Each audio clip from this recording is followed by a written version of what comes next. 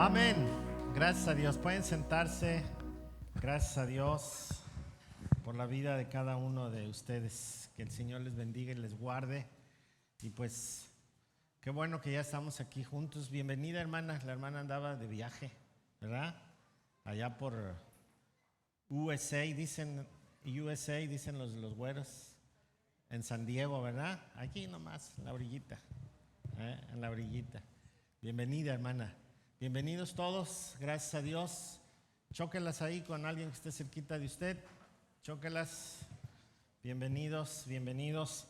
Y pues estamos estudiando, bueno, vimos interrumpida nuestra serie, no interrumpida porque tuvimos una semana donde tuvimos oración y la otra semana pues tuvimos un invitado, ¿verdad? Vino nuestro hermano de Oaxaca y le invité a que compartiera. No quise darle un tema para que no sintiera que lo estábamos forzando a decir lo que nosotros queríamos que dijera. Entonces le dije, lo que el Señor le diga, eso usted predica. Y él predicó la semana pasada. Entonces hoy estamos estudiando, acuérdense que los miércoles estudiamos temas y entonces podemos preguntar del tema. No me vayan a preguntar de qué se trató la profecía fulana, porque hoy vamos a hablar de los pastores, ¿sí? De los pastores. ¿Se acuerdan los otros dones que presiden? Vimos el apóstol, ¿se acuerdan? ¿Sí o no se acuerdan? Si no, para volver a dar el tema. Vimos apóstol, vimos profeta, vimos evangelista y hoy nos va a tocar pastores, ¿sí? Entonces, cuando nosotros pensamos en los pastores, podemos entrar en varios conflictos. Por ejemplo, ¿quién merece o quién puede ser pastor? ¿No? A veces esas preguntas me han hecho. Oiga, hermano, ¿quién merece ser pastor? O ¿quién nombra a los pastores? Otra. ¿Cualquiera puede ser pastor? ¿No? Les decía el otro día, no precisamente el que se para enfrente es el pastor, o no porque predique bien quiere decir que ya puede pastorear, ¿no? Entonces, de igual forma, hay quienes son muy buenos consejeros, pero no son llamados al ministerio. Y debido a esta idea, a veces no sabemos ubicar correctamente los dones. Y también tenemos historias tristes de personas que, como son carismáticas en su forma de ser, atraen a las personas, se identifican con esa persona y de repente lastiman una congregación. Se llevan personas de esa congregación porque no están de acuerdo con lo que se hace, lo que no se hace, forman una nueva iglesia y empiezan mal, en rebeldía, todo esto, pensando que porque ellos son pastores. Y con el paso del tiempo, de los años, al rato los vemos que pues ya abandonaron. Y una vez le pregunté a uno, oye, ¿y la congregación que tenías? El Señor me dijo que la cerrara. Pues, ¿cómo le va a decir el Señor primero que empiece una iglesia y luego que la cierre, no? O sea, eso es ilógico y menos en la época de la gracia. Entonces, esto es algo que nosotros debemos de contemplar correctamente, ¿sí? Otra pregunta que me han hecho, ¿debe ser un pastor o una pastora? ¿O la pareja es, los dos es pastor y pastora? Eso también se los dije el otro día, pero hoy lo vamos a ver bien, ¿sí? Entonces, pues hay muchas cosas que sí se tendrían que aclarar en cuanto al ministerio pastoral. Primero, vamos a ver algo bien importante. La Biblia, cuando se refiere al ministerio pastoral como nosotros lo conocemos, tiene tres términos. Y el primero, vamos a ver en un pasaje nos da dos términos que son esenciales. En Hechos 20:28, el apóstol Pablo está hablando con un grupo de pastores precisamente, está hablando con ellos y quiere darles unas instrucciones. Y en esta instrucción a los pastores les dice: por tanto, mirad por vosotros. Es Hechos 20:28. Por tanto, mirad por vosotros y por todo el rebaño en el que el Espíritu Santo os ha puesto por obispos. O sea que le está diciendo el rebaño. ¿Quién cuida del rebaño? Un pastor. No está usando la palabra pastor, pero está usando la palabra rebaño. Entonces, por ende, se da por sentado que son pastores. Y entonces les dice: mirad por el rebaño. ¿Quién los puso ahí? Según este pasaje. A ver, ponme el pasaje. Dice: por tanto, mirad por vosotros y por todo el rebaño en que ¿quién os ha puesto por obispos?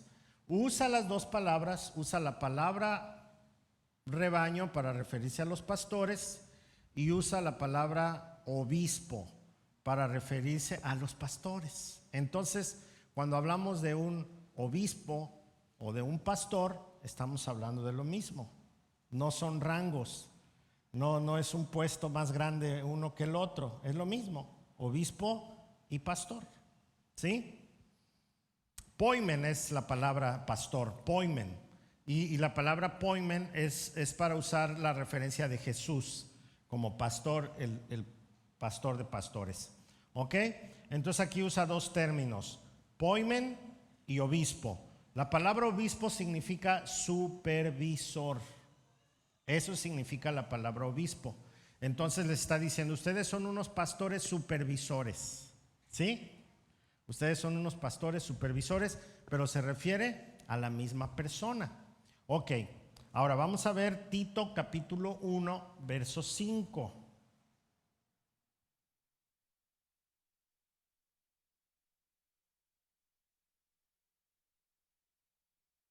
¿Sí? Tito 1:5. Dice así: por esta causa te dejé en Creta para que corrigieres lo deficiente y establecieses que ancianos en cada ciudad, así como yo te mandé. Ok, entonces la palabra anciano también se refiere a pastor. Pastor, anciano, obispo son sinónimos en el ministerio. ¿Ok? Vamos a ver otra referencia donde junta la palabra también, que se refiere a los mismos requisitos. En la primera vimos que Pablo le habla a Tito, ahora Pablo le habla a Timoteo. Primera Timoteo 3:1.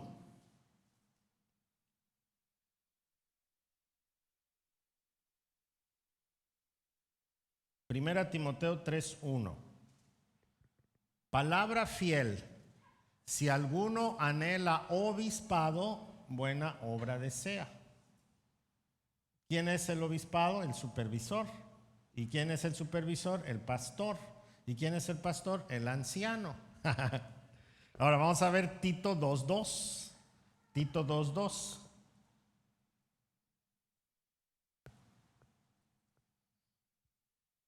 Tito 2:2. Que los ancianos sean sobrios, serios, prudentes, sanos en la fe, en el amor, en la paciencia.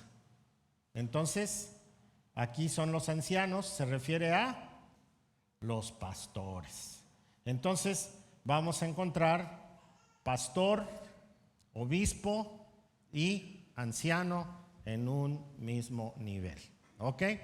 Vamos a tener diáconos también, ese sería otro tema, pero el diaconado tiene una función un poquito diferente, que también vamos a tocar ese tema. Ok, ahorita vamos a hablar de los pastores. Ok, vamos a ver, la palabra pastor aparece en el Antiguo Testamento donde la profecía acerca de Jesús y también dice que Él nos dará pastores para que pastoreen la grey.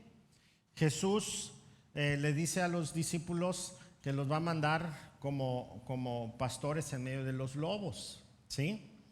Y también como ovejas en medio de los lobos. Y también la palabra pastor, aunque no es muy usada en el Nuevo Testamento, las veces que se usa se refiere a quienes cuidan de la iglesia, ¿sí?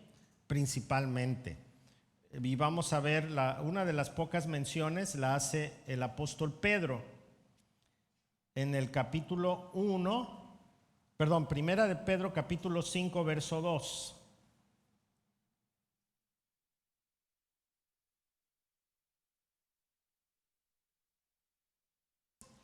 Dice: apacentar la grey de Dios que está entre vosotros, cuidando de ella, no por fuerza, sino voluntariamente, no por ganancia deshonesta, sino con ánimo pronto. Aquí se refiere a apacentar la grey de Dios. En el sentido judío estaba hablando de un pastor que está cuidando sus ovejas, ¿no? Entonces el apóstol Pedro se refiere al cuidado de la iglesia como quien la cuida un pastor. Y otra parte donde leemos de los pastores está en Hebreos capítulo 13 verso 7.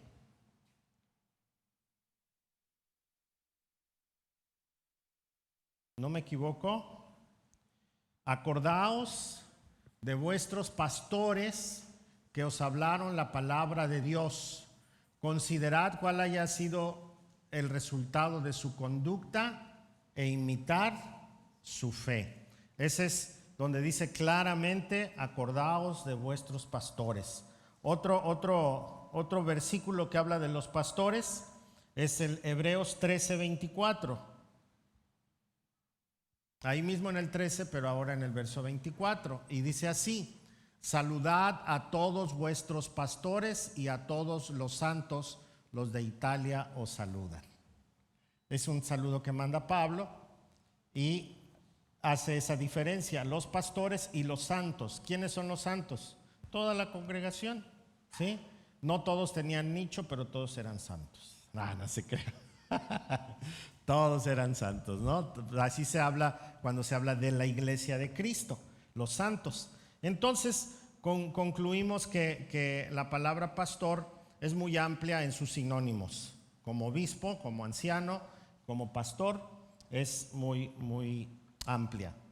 Y también podemos hablar que los pastores tienen un trabajo muy especial. La pregunta más clara es: ¿cómo sabemos que alguien ha sido llamado al pastorado? ¿Y cómo sabemos y cómo identificamos? Para esto, nosotros tendríamos que ver dos pasajes que son muy importantes, que es Tito, capítulo 1. Vamos a ver Tito, capítulo 1.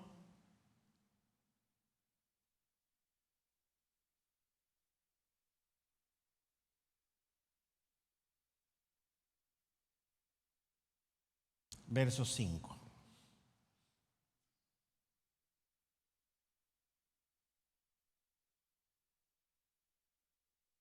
Amén. Dice así: por esta causa te dejé en Creta para que corrigieses lo deficiente y establecieses ancianos en cada ciudad, así como yo te mandé. El que fuere irreprensible. Aquí vamos a ver requisitos. Son requisitos en un sentido que perfecto, aunque no todos los pastores reúnen todos los requisitos, pero sí deben de reunir por lo menos el 90% y los más importantes, ¿no? Por ejemplo, aquí, ¿qué quiere decir irreprensible? Que no haya quien lo acuse. ¿Quién decía irreprensible? ¿Quién contestó? ¿Qué pasó?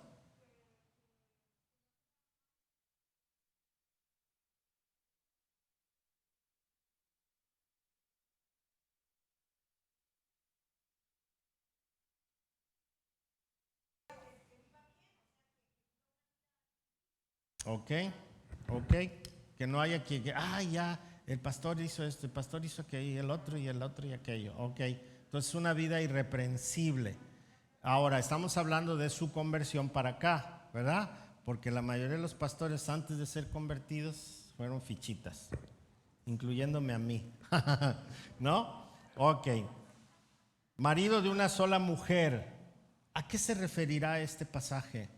Marido de, ¿que había pastores con dos mujeres?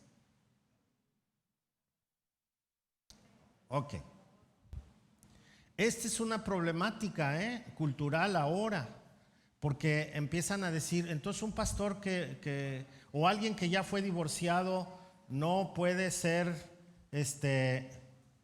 pastor, aunque en su vida anterior se divorció, se volvió a casar y ahora con su esposa están sirviendo, no puede ser pastor. Ok. Necesitamos pensar que el apóstol Pablo mandó a Tito y le dijo, chécate las iglesias que ya están formadas y vas a buscar personas con estos requisitos. Vas a platicar con ellas, vas a orar con ellos, van a identificar quiénes son llamados y entonces vas a juntar a la congregación y seguramente la congregación va a decir que sí, porque llenan todos estos requisitos, oras por ellos, los establecen como pastores en la congregación, ¿sí? Entonces, pues resulta que cuando en el primer siglo la gente se convertía, muchos hombres tenían de a 3, 4 mujeres, porque la cultura así lo permitía. Mientras ellos puedan mantenerlas, las podían tener. Entonces, y era lo más común, más que poligamia, más que pensar en la poligamia, lo más común era cuando alguien se casaba y la esposa no podía tener hijos. Entonces, el hombre tomaba otra mujer. Y si esa mujer no tenía hijos tampoco, pero él ya la había tomado de una familia, entonces se la quedaba y tomaba otra, si la podía sostener. Y entonces los hijos que tuviera la tercera mujer eran hijos de la primera. ¿Se acuerdan de Abraham? Ok, esta es la cultura. Esa cultura predomina en esta zona del mundo hasta la fecha. Los beduinos tienen de a 2 mujeres, 3 mujeres, ¿no? Algunas ya por cuestiones de convivencia ya no permiten la poligamia, pero esta era una situación. Entonces, cuando ellos se convertían a Cristo, ¿qué decían? ¿Que deje a su mujer, a sus mujeres? No, porque las perdían. Las pobres mujeres no tenían quien las sostuviera ni nada, y entonces las exponían a la prostitución o alguna otra cosa mala. Entonces las conservaban, eran cristianos, buena onda, servidores en la iglesia, pero con sus 2 mujeres o sus 3 mujeres, ¿no? Que ahorita para nosotros sería un escandalazo, ¿o no? Entonces, por eso el apóstol Pablo y el Espíritu Santo, ya tomando la renovación en Cristo, y que los próximos matrimonios ya no podían tener varias mujeres, entonces le da esta indicación a Tito: el que fuere irreprensible, marido de una sola mujer. No te vayas a agarrar uno que tiene de a 2 o de a 3, porque entonces vamos a tener problemas. Solo que tenga una mujer. No se refiere si fue divorciado, si fue dejado, si fue juntado, o sea, no tiene nada que ver eso. Lo único que tiene que ver es la cultura, que tenían de a 2, de a 3, y aquí nomás querían de a 1. ¿Sí? Para ir modificando la moral de la iglesia.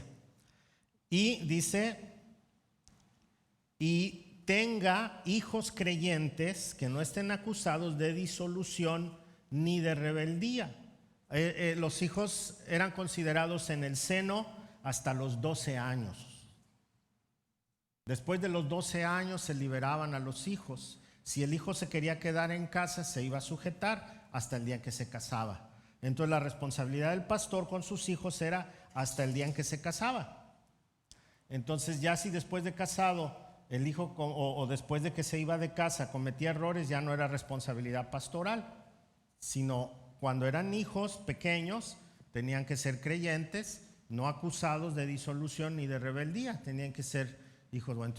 Entonces, toda la congregación estaba revisando, ¿verdad?, a la gente, cómo son sus hijos, cómo es la familia, cómo se portan. Ok. ¿Por qué es necesario que el obispo sea irreprensible como administrador de Dios? ¿Qué va a ser? Administrador. ¿Ok? No soberbio. Uy, y esto hay mucho en el ministerio. Pastores creídos que se sienten más que los demás. Uy, no me taches, ¿no? Y se creen la divina garza. Bueno, ahora imagínense un pastor iracundo. Dice, no iracundo. Dice, el pastor debería ser más firme, más fuerte. Y si se enoja, no, el pastor es bien enojón, debería ser más suave. No, nunca le damos gusto a nadie, pero iracundo, por lo menos, por lo pronto no iracundo y no dado al vino. Dicen, hay otro pasaje que dice que los diáconos sí, de poco vino. Entonces me acuerdo un hermano me decía, hermano, usted es pastor, usted no se puede echar sus copas, pero yo quisiera ser diácono para echarme las mías nomás. Yo me tomo las que le tocaban a usted, pastor. Otra vez entra la cultura, otra vez entra la cultura. Este pasaje no es un permiso para tomar. En las caravanas, en los viajes, en la salida, es un lugar donde no hay agua. Y entonces la bebida común era el vino. A las ovejas había una forma de que le quitaban, mataban la oveja y volteaban el cuero todo completo, totalmente, lo arreglaban, le tapaban todas las puntas, las manitas, todo lo cosían bien, bien, bien, y ahí echaban el vino. A esto le llamaban odres. Y entonces la piel de la oveja se hacía aguadita, aguadita, aguadita, aguadita, y conservaba el vino ahí. Había quienes le ponían una especie de boquilla y de ahí pisteaban, ¿no? Pero era para después de comer, era cuando se tenía hambre. ¿Se acuerdan el domingo que llevaron en el pasaje que leímos? Que los soldados estaban listos por si los atacaban, y hubo una persona que llegó y les llevó panes y les llevó vino para los jóvenes por si se cansan, para que retomen fuerza. No era para que se emborracharan, era para que no se deshidrataran. Entonces esta era la condición del vino, pero al pastor le dice no dado al vino. No dado al vino quiere decir que no se pase de su costumbre cultural nada más, ¿sí? No codicioso de ganancias deshonestas, que el ministerio no sea un motivo de hacerse rico, porque entonces ya sería deshonesto. Quieren, bueno, ahorita vamos a ver, es que toqué el tema, pero también lo voy a tocar más adelante. Tiene que ser hospedador. Hospedador, ¿qué significa hospedador? Cuando nosotros pensamos en hospedador, ¿qué pensamos? Que tiene que recibir en su casa a todo el mundo, ¿ah? Bueno, la palabra hospedador quiere decir una persona que recibe bien a las otras personas. Eso significa hospedador. No significa que metas a tu casa a todo el mundo. Significa que tienes que ser un buen recibidor. Que la gente que llega se sienta bien. Eso es ser hospedador, ¿sí? Yo considero que esta iglesia es una iglesia hospedadora en ese sentido. Ahora, hay hospedaje de quedarse a dormir. También esa es otra cosa, ¿verdad? Es muy diferente. Pero cuando habla de hospedador, aunque unas versiones sí traducen que abra su casa para los santos, La palabra que usa aquí es aquel que recibe bien a los demás. ¿Ok? Amante de lo bueno. ¿Qué es amante de lo bueno?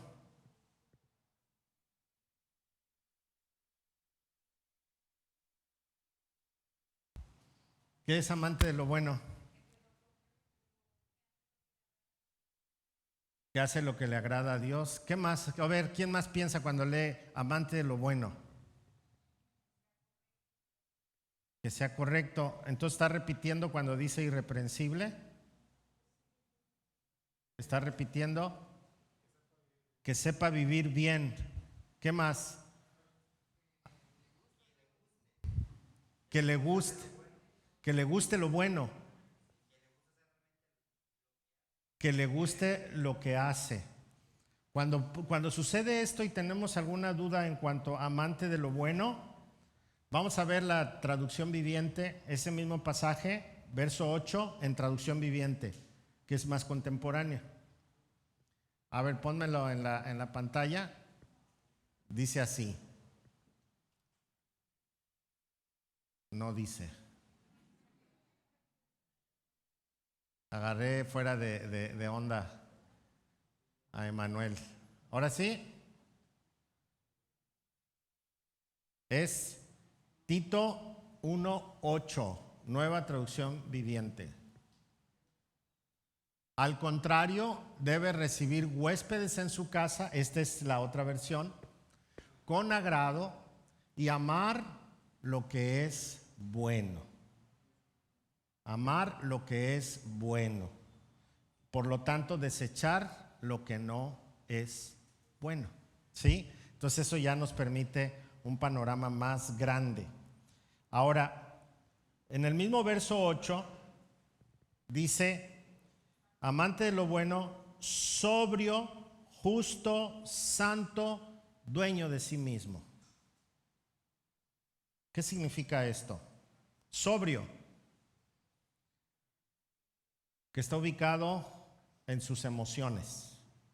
Una persona sobria está ubicada en sus emociones. ¿Sí? Por eso cuando alguien se pone, ya sus emociones cambian. Se echa un churro, cambia, ¿no?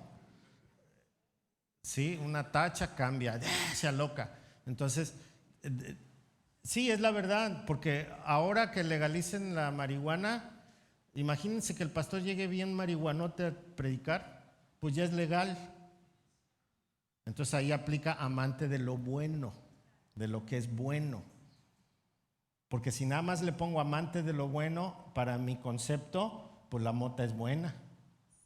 Y entonces le entro, al cabo ya es legal. Y como ya es legal, a lo mejor no es pecado. Qué rápido le acomoda uno, ¿eh? No, pero dice de las cosas buenas, ¿no? Y sabemos que esto no es bueno. Entonces ahí hay que tener cuidado, ¿ok? Entonces sobrio, que no se saque de sus emociones, justo, que aplique la justicia de manera correcta, santo, otra vez vuelve a hablar de su vida, apartada de lo malo, y dueño de sí mismo. ¿Qué es dueño de sí mismo? Que está en sus 5 sentidos.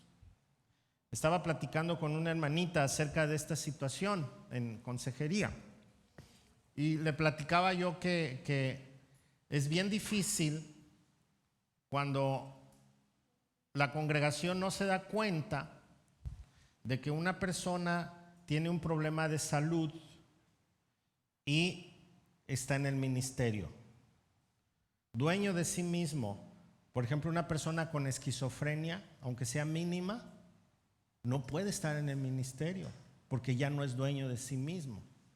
Una persona que necesita medicarse para los nervios, para dormir, para no alterarse, tiene un problema de salud, por lo tanto no puede estar al frente.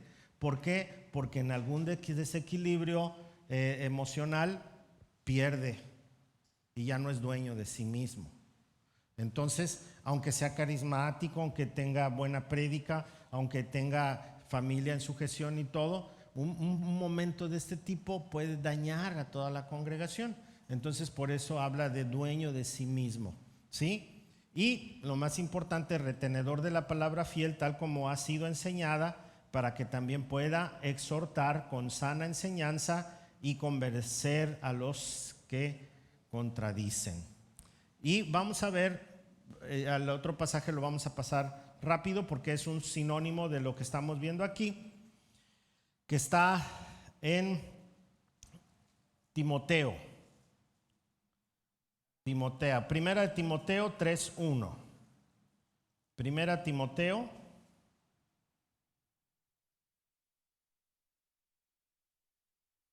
3:1. Vamos a ver algunas cosas que le faltaron al otro, pero que al final son lo mismo. Dice, si alguno anhela obispado, buena obra desea, pero es necesario que el obispo sea irreprensible, marido de una sola mujer, sobrio, aquí aparece otra palabra, prudente, decoroso. ¿Qué quiere decir decoroso? Vestido decentemente, eso es decoro, ¿sí? Hospedador, debe ser apto para enseñar, otra vez usa no dado al vino, no pendenciero. ¿Qué quiere decir pendenciero? Peleonero, no debe ser peleonero, eso es pendenciero, no peleonero. ¿Conocen pastores peleoneros? Ok. Una vez oí decir a un pastor, no hermano, yo soy muy buena gente, pero nomás que se pasen y van a ver. Oye hermano, ¿es usted pastor? Sí, pero también me defiendo, hermano. Oh, bueno. Pendenciero, ¿no? Mucho cuidado. No codicioso de ganancias deshonestas, sino amable, apacible, no avaro, que gobierne bien su casa, que tenga a sus hijos en sujeción con toda honestidad. Y aquí viene algo bien importante. Pues el que no sabe gobernar su propia casa, ¿cómo cuidará de la iglesia de Dios? No un neófito. ¿Qué significa neófito? Que no sepa nada o que sepa poquito.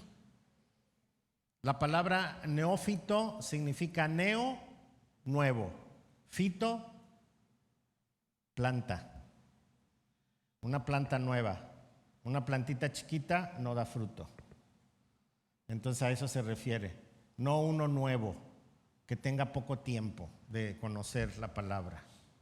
Entonces, cuando yo me convertí, el Señor me llamó, yo estaba consciente de que no era apto, era un neófito. Y me fui al seminario para prepararme. Ok, no sea que envaneciéndose caiga en la condenación del diablo por su juventud en el Señor. También es necesario que tenga buen testimonio de ¿quién? De los de afuera, no nada más de los de adentro, para que no caiga en descrédito y en lazo del diablo. Ok, con estos requisitos nosotros podemos pensar en el ministerio pastoral. Ahora, cuando está hablando del reconocimiento, que la gente está viendo que esta persona reúne estos requisitos, entonces estamos hablando de que para que alguien pueda ser pastor, primero tiene que anhelarlo. ¿Sí?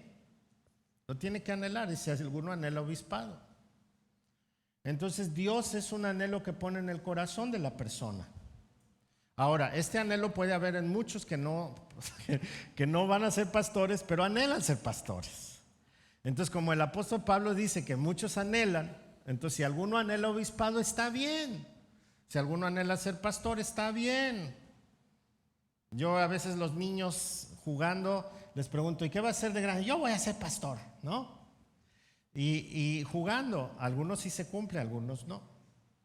Un compañero en el seminario, cuando nos preguntaron que por qué estábamos ahí, él dijo, ay, es que cuando yo nací y me presentaron, mi mamá dijo, yo quiero que este niño sea pastor. Y ahora le voy a cumplir su deseo a mi mamá. ¿Y saben qué pasó con el ministerio? Fracasó. ¿Por qué? porque venía a cumplirle un deseo a su mamá. No era un llamado de Dios, ¿ok? Entonces, yo tengo deseo de ser pastor. ¿Qué es lo que sigue si yo tengo el deseo de ser pastor?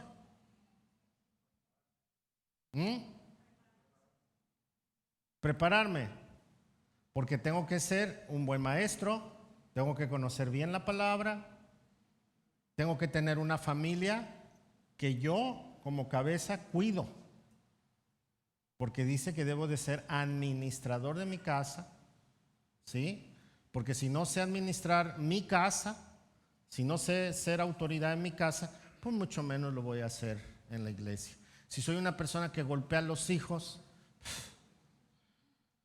imagínense, a ver, hermanito, no se duerma, y todos aleluya, amén, ¿no? Entonces necesitamos ser cuidadores de la iglesia. Entonces tengo que ser buen administrador de mi casa. Tengo que cumplir los requisitos que dice Tito y Timoteo, ¿sí? Y la congregación tiene que avalar ese llamado. La congregación va a ver que en realidad esta persona está siendo llamada al ministerio.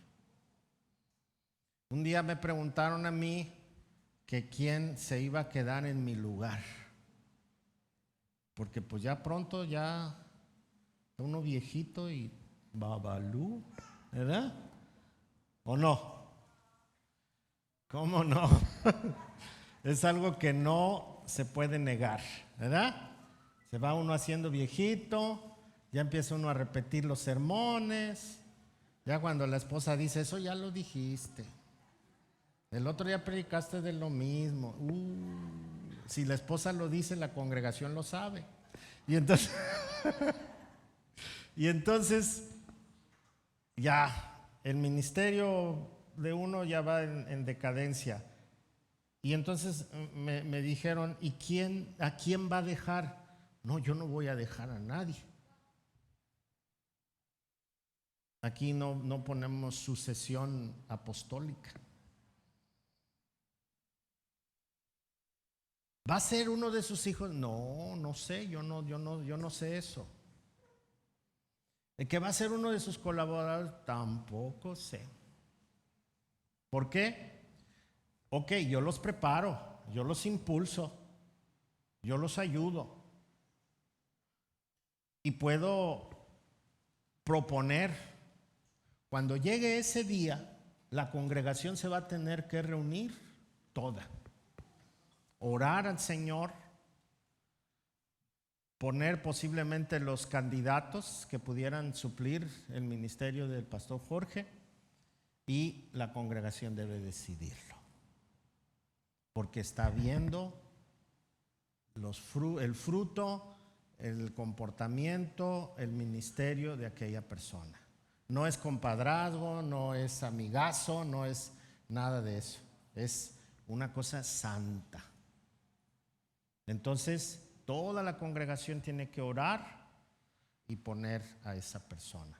Nosotros, cuando abrimos una nueva iglesia y mandamos a uno, luego a otro, o el que la empezó, ese sigue, ok, ¿quién va a confirmar que él es el pastor de ahí? La congregación que pastorea. Ellos van a confirmar que ese es su pastor. Y es muy diferente cuando la iglesia pone un pastor cuando alguien dice, pues se me ocurre ser pastor, y abre su propia iglesia. Entonces, nada que ver. Ahora, ¿dónde dice eso en la Biblia? Bueno, el mismo apóstol Pablo fue autorizado por los apóstoles para que él empezara nuevas iglesias. Y cada iglesia podía confirmar el llamado de sus pastores, ¿sí? Entonces, igual, la gente que se va al seminario no va al seminario para ser pastor. No va al seminario para ser pastor. Va a prepararse. El pastorado es un don, es un llamado, es algo que la congregación da evidencia de ese llamado de la persona. Es cuando el Espíritu Santo actúa, ¿sí? Entonces, yo tengo un anhelo, La congregación ve mi testimonio, la congregación ora, da testimonio y entonces se produce el llamado. Amén. Yo fui pastor interino casi por 2 años antes de que la iglesia me ordenara como pastor. Entonces, y la ordenación, aunque no es un evento 100% bíblico, es un reconocimiento de la congregación. Nosotros regularmente hacemos esto. Cuando vamos a poner a un pastor principal en una iglesia, en el caso mío, se invitaron a otros pastores de nuestra misma denominación. Y entonces vinieron varios pastores. Ellos nombraron a un interrogador. El que me interrogó se llama Max Camacho, ¿lo conocen? El pastor Max Camacho fue quien me interrogó. Y es como un examen profesional delante de la congregación. Y entonces empiezan a preguntar el conocimiento bíblico, varios temas. Y entonces la congregación vota si en realidad lo que dije es correcto. Pero invita a uno gente que conoce también. Y entonces el pastor Max se paró y dijo: ¿hay algún vecino aquí de Jorge? No, de Estela, de Jorge, sí. A ver, pónganse de pie. ¿Cómo es como vecino? Se porta bien, es mal vecino. ¿Hay aquí compañeros de trabajo de Jorge? No, pues que sí. A ver, ¿es buen compañero de trabajo? Todo eso preguntó. Y entonces confirmaron que había buen testimonio de los de adentro y de los de afuera. Y entonces este grupo de pastores le dice a la congregación: nosotros recomendamos que ordenen a su pastor. Entonces la iglesia es la que ordena al pastor, o sea, le da la autoridad, le dice: usted es nuestro pastor. Y entonces le da la autoridad. Y los pastores que fueron invitados oran por ese pastor. Y entonces ya es como licenciarlo, ¿no? A que pastoree esa iglesia. Así es como nosotros los bautistas lo hacemos. Está reconocido por la iglesia, está reconocido por pastores que trabajan ya en el ministerio formal, ¿sí? Y el pastor se somete a la prueba bíblica que se necesite para que esté avalado y no haya de qué acusarlo. No, pues que se llevó un grupo. No, pues que es bien rebelde. No, es que él se estableció ahí, le dijo: y el que no le guste que se vaya. No. Es más, si la mitad de la congregación, vamos a suponer que somos 100 miembros, y 50 dicen que sí me ordenen y 50 que no, quiere decir que el pastor no es el pastor de esa iglesia, porque tiene la mitad en su contra. Y entonces los pastores que vienen recomiendan no ordenarlo. Espérense otro tiempo o despídanlo de una vez, que se vaya. Entonces esa es la situación que nosotros hacemos. Ahora, esto es en cuanto al pastor, ¿sí? ¿Un pastor debe ganar dinero o no debe ganar dinero? A ver, opinen, échenle. Debe ganar. ¿Qué más?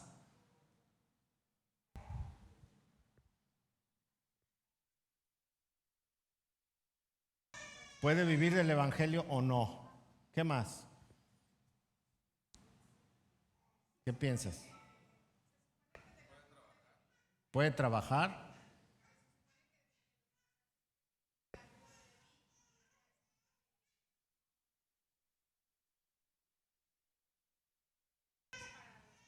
A veces usamos ese texto y eso está enseñado en las iglesias, pero no es neotestamentario. ¿Por qué? Porque miren, en el Antiguo Testamento, los de la tribu de Leví no podían tener propiedades, no eran herederos de nada, y entonces la gente traía sus diezmos y el alfolí eran unas bodegas muy grandes. Entonces todas las familias de Leví tenían que trabajar en cuidar el ganado, darle de comer, cuidar los graneros, ministrar en el sacerdocio, en la música. O sea, toda su vida estaba dedicada a eso y comían de ahí. Pero no tenían derecho a comprar nada. Todo lo que les llevaran, eso es lo que hacían. Pero cuando viene Cristo, se rompe todo esto. Ya no hay tribu. Yo no soy de la tribu de Leví. ¿Me explico? Ni los muchachos que tocan son levitas. Pero así se usa en muchas iglesias. ¿Sí? Y como se oye bonito, ay, sí, yo soy un levita. ¿No? Pero no son levitas, no somos de esa tribu. Ok, ahora, es mejor ver lo que dice la Biblia, ¿no? ¿Qué les parece? ¿Sí? Ok, vamos a ver un pasaje. Vamos a ver Hebreos 13.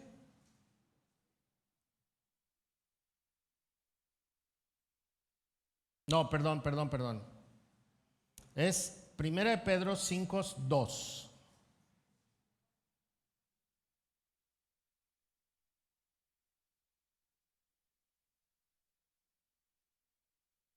Primera de Pedro 5:2. Ya lo leímos, pero lo vamos a volver a leer. Dice, apacentar la grey de Dios que está entre vosotros, cuidando de ella. ¿Cómo debe de ser? No por fuerza, sino que voluntariamente, y no por dinero o no por ganancia deshonesta. O sea que el motivo por el cual yo estoy aquí al frente no es el dinero. Eso es un principio muy importante. Ay, es que voy a ser pastor y pagan bien. ¿Y cuánto gana uno? No. Es más, casi todos los pastores que iniciaron una iglesia con el aval de otra, misioneros pues, o pastores como en el caso mío, que salí de la congregación, que era yo parte de los miembros, casi siempre somos voluntarios al principio. Tenemos nuestro trabajo y servimos en la obra. Llega el momento en que la obra, la misma congregación que uno está sirviendo, le exige que deje ese trabajo y entonces asignan una cantidad con la que pueda vivir. Esto tiene que ver con la ética de la iglesia. Es algo triste, pero se los voy a contar. Cuando Dios me llamó y estábamos seguros del llamado, yo platiqué con mi esposa, platiqué con mis hijos, quedamos de acuerdo. Yo tenía una problemática porque uno como padre de familia es responsable de la economía de la casa. Aunque yo tengo una mujer muy trabajadora, ¿verdad?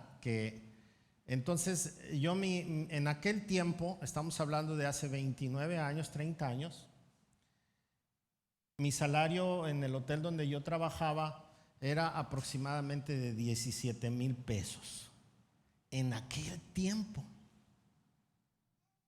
Y entonces yo tenía un presupuesto de vida así.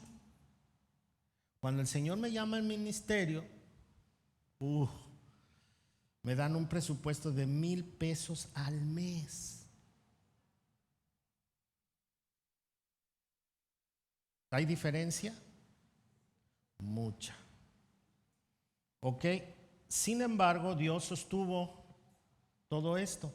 Pero ¿sabe qué hicieron algunos hermanos de la congregación a la hora? Porque eso se tiene que hacer aunque nosotros ya dejamos ciertas reglas establecidas, ahora que el gobierno nos permitió tener ya una asociación religiosa y todo, ya dejamos reglamentos y reglas y todo establecido para que no se pase por esto. Se pararon unos hermanos y dijeron, bueno, ¿cómo vamos a darle un salario al pastor? Y entonces uno dijo, pues vamos a hacer el cálculo. Pusieron un pizarrón, ¿cuánto aceite se gasta en una semana? ¿Cuántos frijoles? ¿Cuántas sopas? Y así hicieron el presupuesto de una manera pues vergonzosa para nosotros como familia, porque ellos estaban decidiendo qué íbamos a comer, cómo íbamos a comer, cuánto íbamos a comer. Y entonces yo me paré y les dije, hermanos, ahórrense esa situación, ahórrensela, no me paguen, no se preocupen.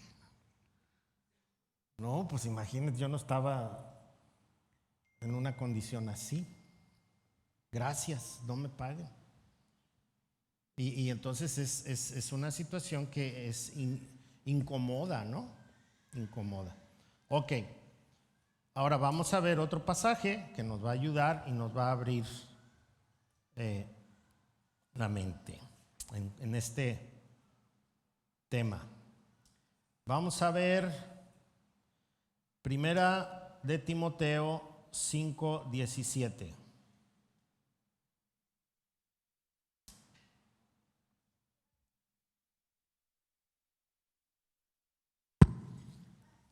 Este tema nos va a dejar para la otra semana más, ¿eh? No lo vamos a agotar porque es muy extenso. Ok, ¿qué dice? Los ancianos que gobiernen bien sean tenidos por dignos de doble honor, mayormente los que trabajan en predicar y enseñar. ¿Cómo le llaman la predicación y a la enseñanza? Trabajo. Trabajo. Porque uno dice, este ni trabaja, nomás predica y enseña, no trabaja. ¿Usted enseña, hermano? ¿Y trabaja? ¿O es lo mismo? Es lo mismo, ¿verdad? Porque cuando enseña, está trabajando. Ok. Entonces, la Biblia dice, a los que trabajan. Ok, ahora vamos a ver la Nueva Traducción Viviente, el mismo pasaje.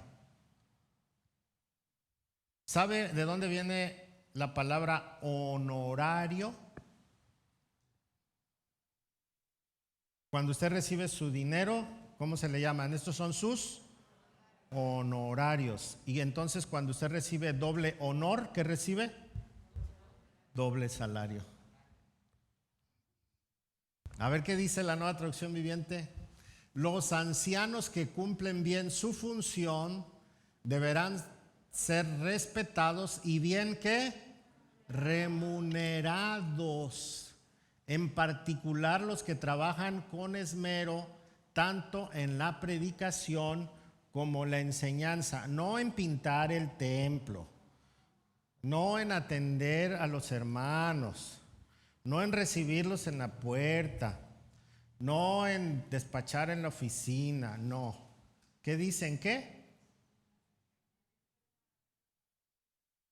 Nada más en predicar y enseñar, porque para preparar un tema se requieren horas y se requiere estudio y se requieren muchas cosas. Y no estoy hablando por mí, estoy hablando por todos los pastores, ¿no? Yo cuando les enseño y se ponen a ver, dice, ay hermano, entonces para preparar un tema, pues sí, por lo menos necesitas unas 6-7 horas de preparación, ¿no? Y luego no da uno un tema a la semana. A veces te toca el miércoles, te toca el domingo, la de varones, la de matrimonio, y te llenan de cosas y entonces dices, ¿qué hacemos? ¿No? Por eso es un trabajo. También es un llamado, es un ministerio y es un trabajo.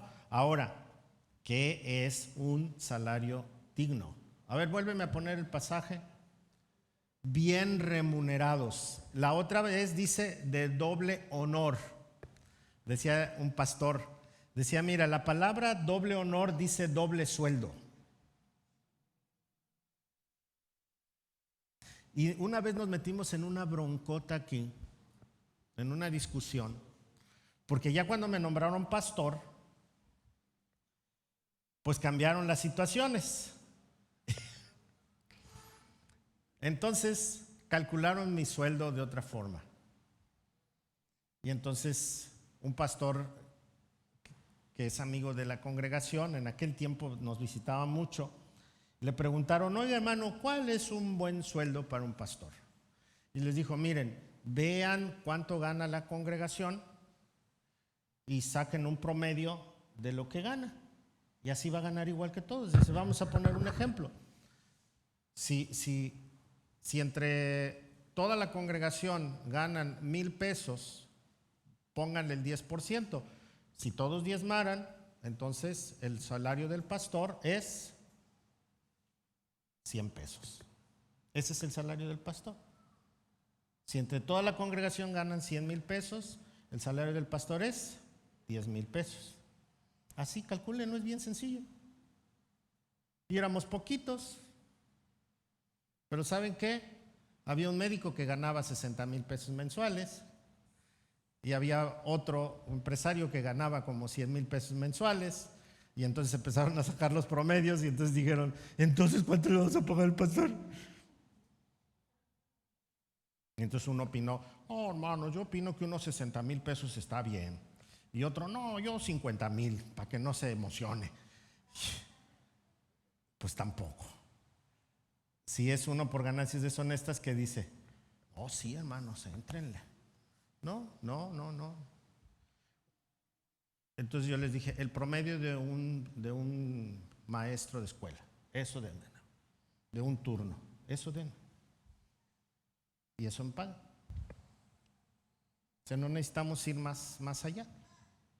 Y eso nos da la oportunidad de ¿qué? De que tengamos más pastores, que tengamos más economía para que más personas colaboren en la iglesia. Amén.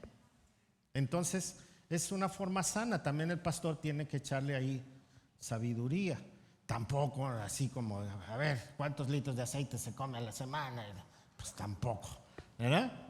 Ahora, si la congregación es pequeña, pues no tiene nada de malo que el pastor trabaje.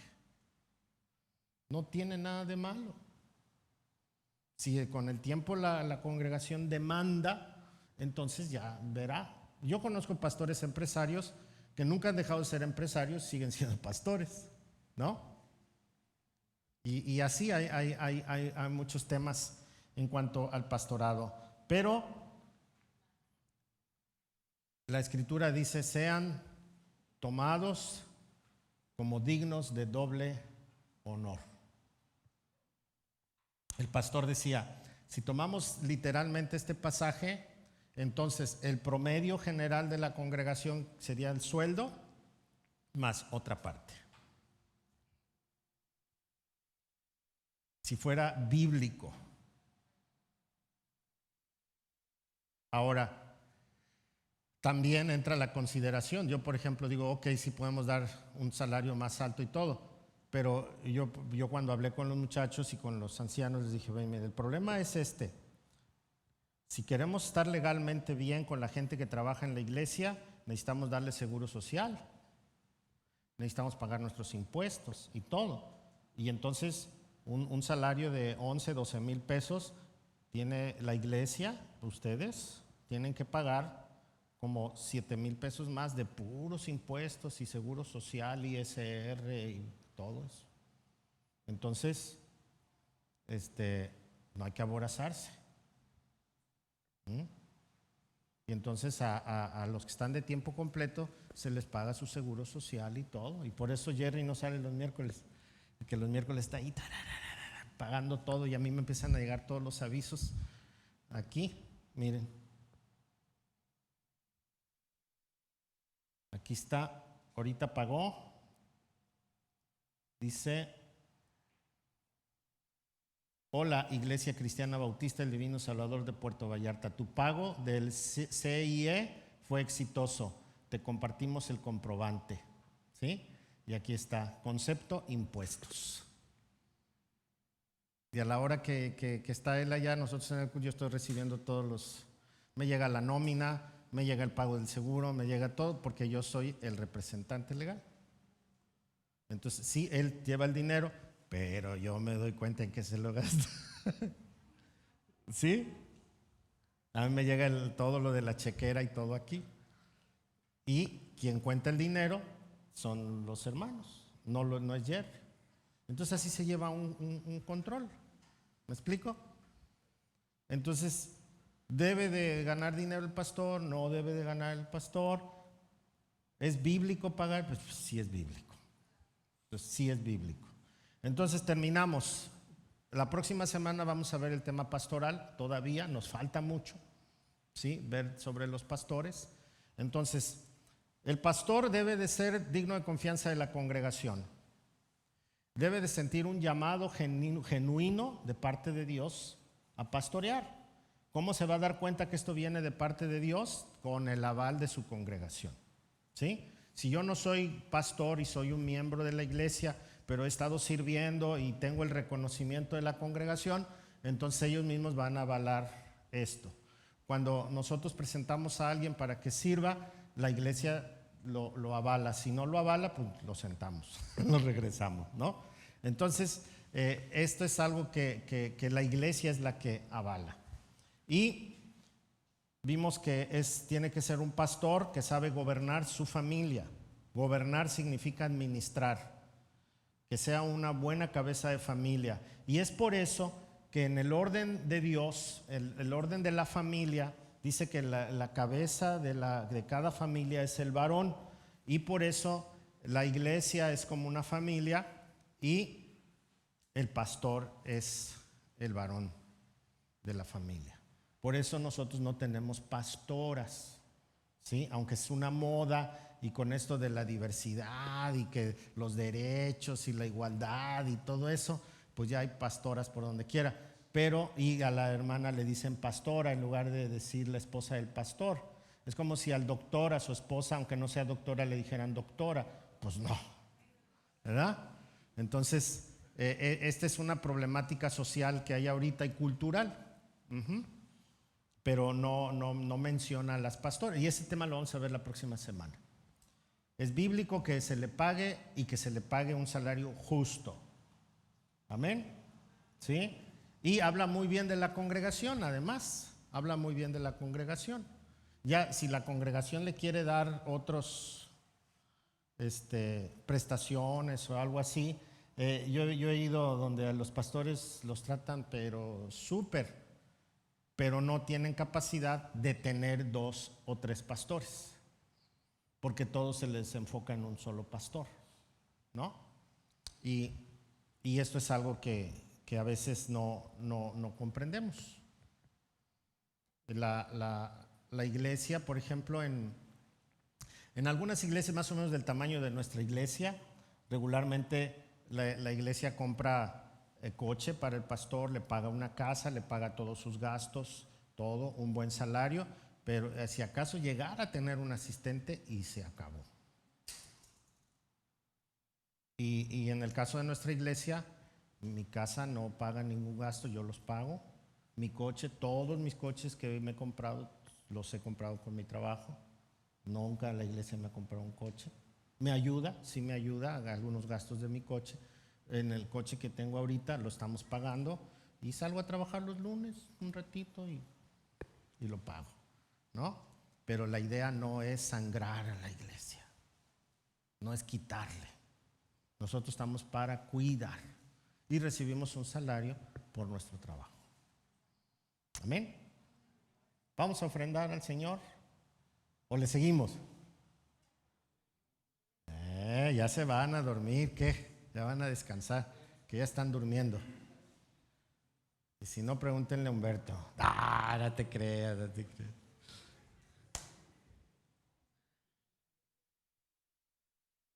Dígale al Señor: Señor, gracias por tu provisión, gracias por tu amor y porque nunca nos falta nada, Señor. Te adoramos con nuestras ofrendas y nuestros diezmos y lo hacemos de todo corazón, sabiendo que tú ya nos diste todo lo que tú has querido y nos has llenado de dones y talentos para tener que ponerlos en nuestro trabajo. En el nombre de Jesús. Amén. Pasen, por favor. Está interesante, ¿no? El asunto, ¿saben qué es? Que no preguntan mucho ustedes.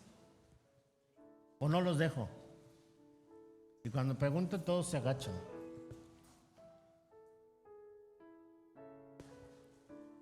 Esa idea de levita es una idea ventajosa. Le voy a decir por qué es ventajosa. porque todos los diezmos eran para la familia de Leví. Entonces los pastores que creen en esa idea levita hacen esto, miren, todos los diezmos son para el pastor, todos. Y lo que queda de ofrendita es para pagar la luz y eso. Y si no alcanza, entonces van a visitar a las familias. No alcanza para la luz, pero ellos ya tienen todos sus diezmos para ellos. Y entonces vamos a encontrar pastores súper poderosos económicamente. ¿Por qué? Porque todos los diezmos son para ellos. Y andan preocupados de que todo el mundo diezme, ¿sí? Y ese es un asunto que a nosotros no nos toca. Es un asunto de conciencia de cada quien. Si fuera que todos los diezmos son para el pastor, quiero decirles que aquí en nuestra iglesia hay gente muy generosa, muy generosa. A veces, y se los voy a decir que nadie lo escuche, hay personas que como trabajan en bienes raíces y no venden 4 o 5 meses, y el día que venden traen diezmos de 50,000, 60,000 pesos. Hasta de 100,000 han traído. Y sabemos que ya no van a entrar dinero de ellos hasta dentro de otras ventas, ¿no? Pero así de generosa es nuestra congregación. Y por eso hemos podido bendecir a otros estados, a otros pastores. Y sí es gente muy fiel, muy fiel. Y esta gente que gana así es muy, no estamos sobre ellos nunca, además es algo que no hacemos, pero que tenemos detectada su fidelidad por las cantidades, ¿sí? Y entonces eso nos permitió pasar toda la pandemia sin problemas. Entonces gracias a Dios por ello. Dar dinero para comprar el terreno de la bajada, construir, no sé, tantas cosas que Dios ha hecho. ¿Tú fuiste tesorero, Paquito? ¿Tú te diste cuenta de eso también? ¿Ustedes se dieron cuenta de eso? Entonces es una bendición. Y tenemos todos los fieles. Dijera el hermano Alfio, Benito, ¿verdad? Benito no sale de la ofrenda, dice, refiriéndose al billete de a 20 pesos. Puro en la ofrenda, el Benito se la lleva. Y entonces los de a 1,000 eran Miguelitos, ¿se acuerdan? Y a Miguelito ni lo traen a la iglesia, dice. A Miguelito lo dejan allá en su casa. Dice, entonces, no, aquí todos son fieles, los Miguelitos, los Sor Juana, todos hay de todo, y hay gente muy fiel de todos los rangos, ¿no? De los Miguelitos hasta los Benitos, todos fieles, gracias a Dios. Ok. Y con esa paz, mucha gente sabe esto, que no es dinero para mí. Entonces por eso lo hace con tanta confianza y con liberalidad, porque sabe que no es para uno eso. ¿Ok? Pónganse de pie todos.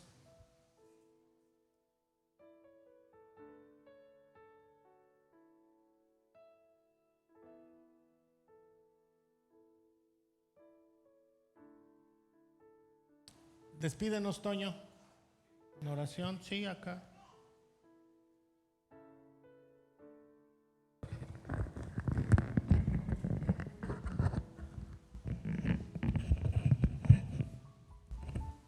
Padre, te damos gracias por este tiempo. Gracias, Señor, porque hemos visto, Señor, tu mano poderosa, Dios, cuidando de nosotros. Gracias por bendecir de una manera, Señor, tan generosa y tan grande, Señor, a esta iglesia, Padre. Damos gracias por la vida de nuestro pastor, Señor. Gracias por el estudio. Y sabemos, Señor, que tú eres quien usa su vida, Señor, para bendecirnos, Padre.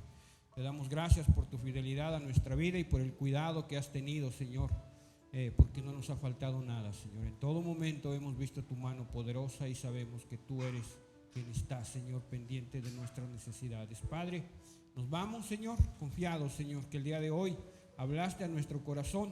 Ayúdanos a ser obedientes, Señor, a tu palabra, Señor. En el nombre de tu Hijo amado Jesucristo te damos gracias. Amén, Señor.